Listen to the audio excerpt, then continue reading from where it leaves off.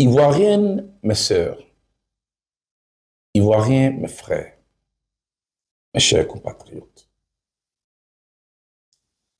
la Côte d'Ivoire, notre pays, amorce un tournant décisif de sa jeune histoire. À quelques 6 mois de l'élection présidentielle, l'atmosphère politique commence à surchauffer. C'est vrai. Il s'en trouve des personnes qui font l'aveuglement volontaire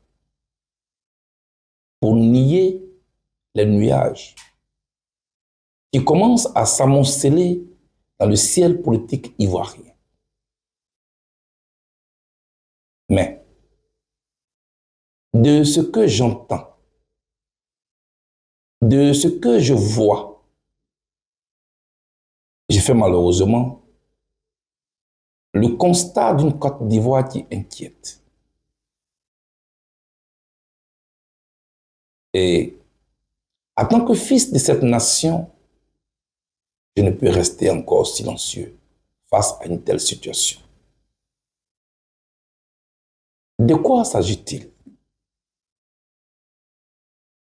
C'est un secret de polichinelle.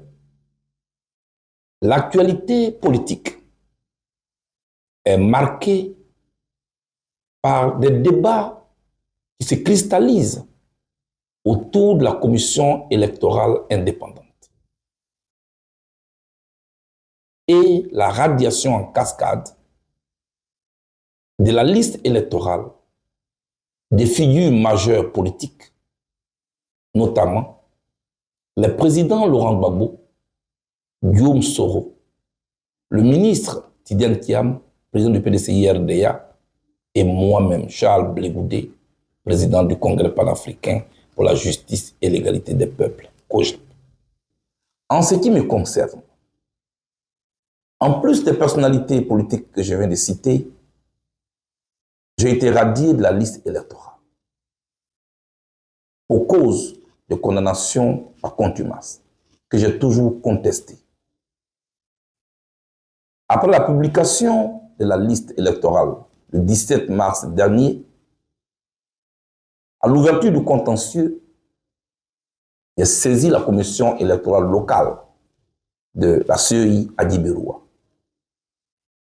Après avoir siégé, ma requête a été rejetée par la CEI.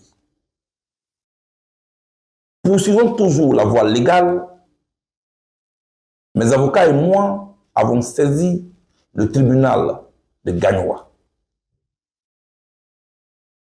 En sa session du vendredi 25 avril dernier,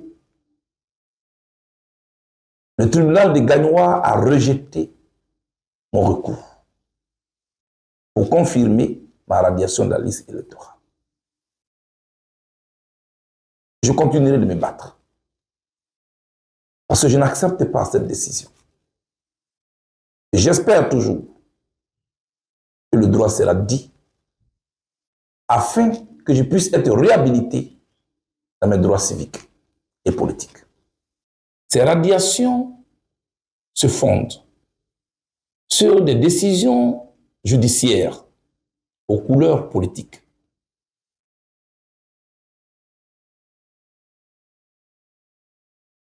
Mes chers frères, mes chères sœurs, j'ai peur. En jetant un regard dans le rétroviseur de notre passé encore trop récent, dont les cicatrices sont encore perceptibles, je vais lancer un appel à toute la classe politique ivoirienne. Il est temps et il urge qu'ensemble nous puissions agir et agir très vite pour éviter aux Ivoiriens un autre traumatisme qui pourrait encore négativement marquer notre histoire. Les Ivoiriens ont peur aussi. Les populations craignent que 2011 se répète, que 2020 se répète. Je parle des Ivoiriens de en bas, pour parler comme les Ivoiriens.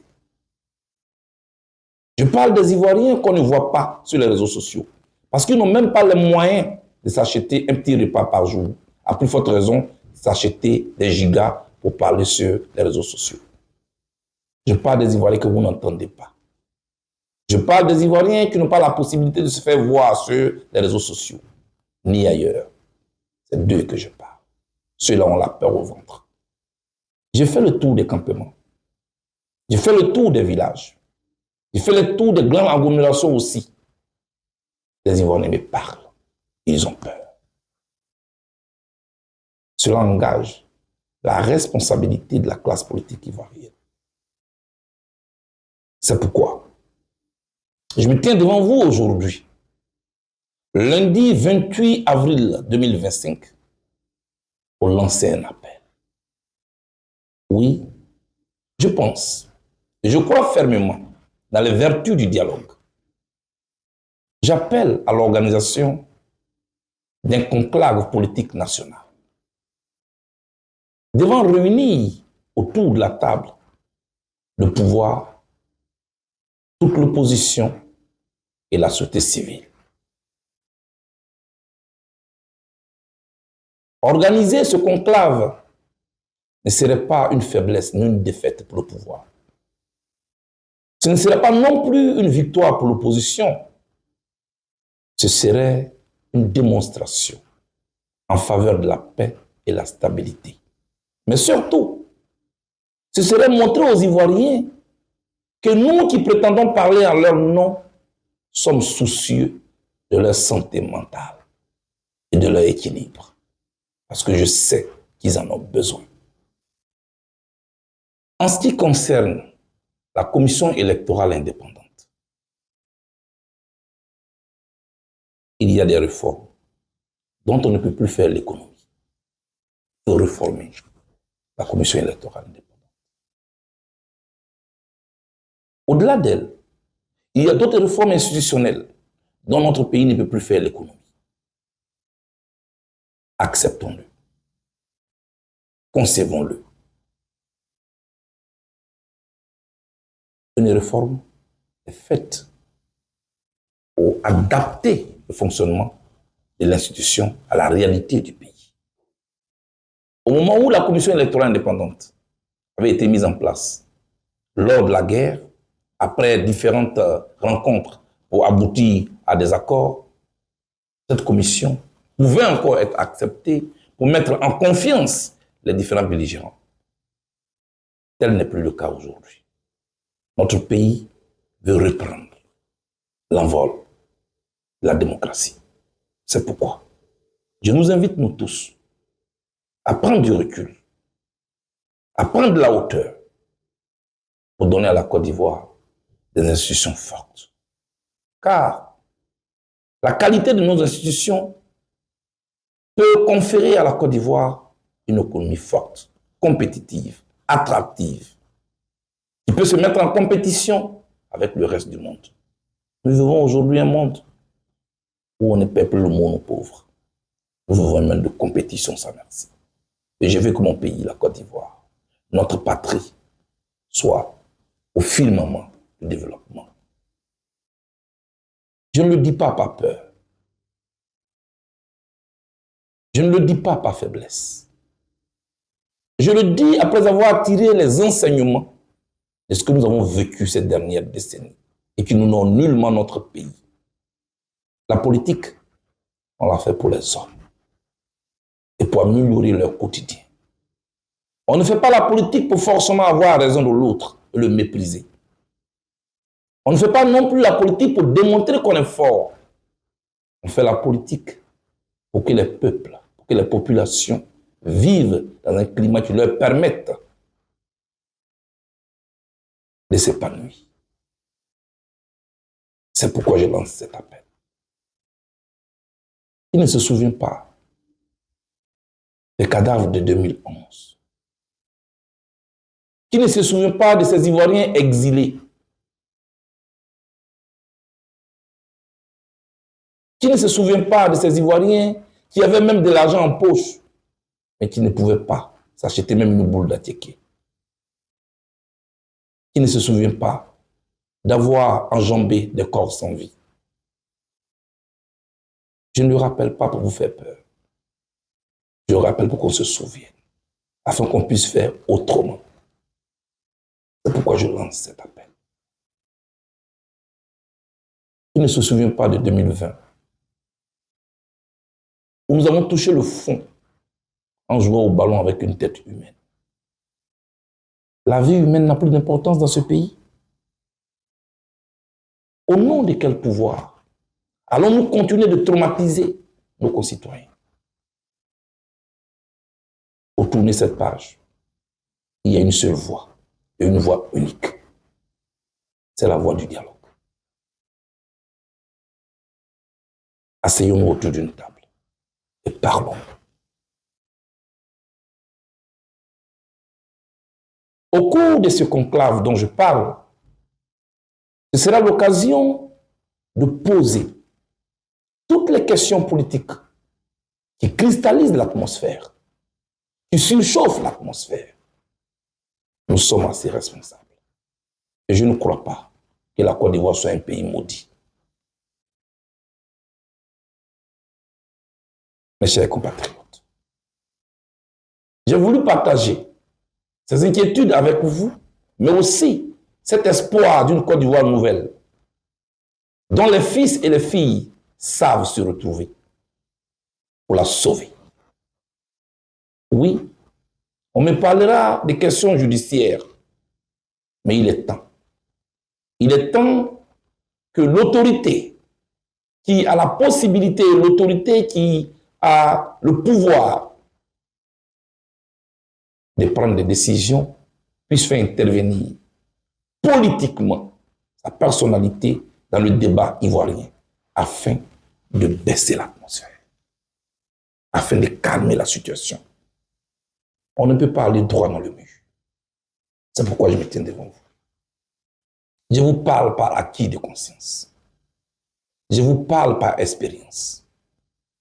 Non, les Ivoiriens ne méritent pas qu'on les plonge à nouveau dans une aventure sans issue.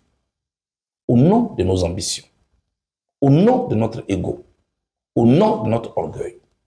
Nos formations politiques ne sont pas au-dessus de la vie de nos concitoyens. C'est pourquoi la classe politique ivoirienne doit faire preuve de responsabilité en se retrouvant autour d'une table au nom des Ivoiriens, au nom de ces veuves, au nom de ces orphelins, au nom de ces fonctionnaires qui ont perdu leurs emplois à cause des dernières crises, au nom de cette Côte d'Ivoire qui a besoin de rassurer ses partenaires extérieurs, mais qui surtout a besoin de rassurer ses populations au nom desquelles nous travaillons. Mes chers compatriotes, jetez un regard sur la situation dans la sous-région. Ce n'est pas rassurant. Ce pays doit se tenir debout, main dans la main, dans le respect de nos différends et de nos différences. Nous devons sauver notre pays. Une élection, ce n'est pas la guerre. Je souhaite que ce ne soit pas un simple slogan. La Côte d'Ivoire ne doit pas être un pays à risque électoral, où nos populations commencent déjà à faire les bagages, où nos populations nous appellent des villages pour savoir si elles doivent commencer à quitter la Côte d'Ivoire. Non, nous avons la possibilité de faire autrement. Il ne s'agit pas ici de conserver un pouvoir à tous les prix. Il ne s'agit pas non plus ici de conquérir un pouvoir à tous les prix et par tous les moyens. Il s'agit de nous donner des règles minimum que nous devons respecter pour faire vivre notre démocratie et donner la possibilité aux Ivoiriens, dans le calme, d'aller se choisir librement la personnalité à qui elles veulent confier leur destinée pour les 5 prochaines années. Nous en avons la possibilité, sans nous déchirer, sans nous tuer. Oui, en 2025, nous devons faire en sorte de compter les voix et non de compter les corps sans vie. Soyons forts parmi les Ivoiriens en vie. Ne soyons pas forts en sautant les cadavres. Mes chers compatriotes, certains me traiteront certainement de faiblard. Mais ce qui se joue ici, ce n'est pas ma personne. Ce qui se joue ici, c'est la vie de la nation. Et face à la vie de la Côte d'Ivoire, et face à la santé mentale des Ivoiriens, face à la tranquillité des Ivoiriens, mon ego et mon orgueil s'effacent. À quoi sommes-nous prêts à renoncer?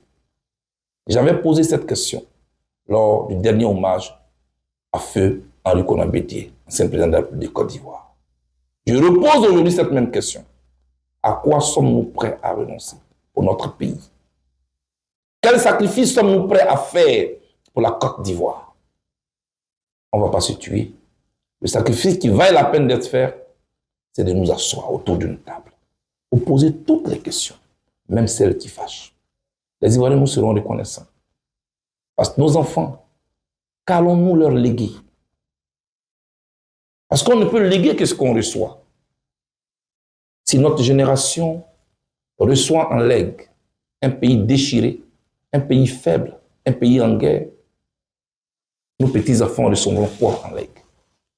Voilà le sens de la responsabilité que j'appelle. Je voudrais vous faire confiance. Je voudrais vous appeler à nous dépasser, nous tous, pour regarder droit dans les yeux l'histoire de la Côte d'Ivoire, en tirer les leçons, tourner la page triste de ce que nous avons connu et ouvrir une nouvelle page d'espoir, une page d'avenir. Nos enfants en ont besoin, nos petits frères en ont besoin. La Côte d'Ivoire est un pays riche, un pays solide, que nous n'avons pas besoin, nous n'avons pas le droit de le faire tomber.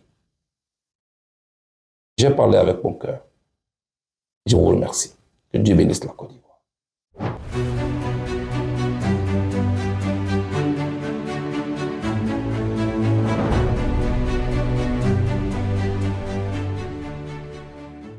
Rejoignez-nous au projet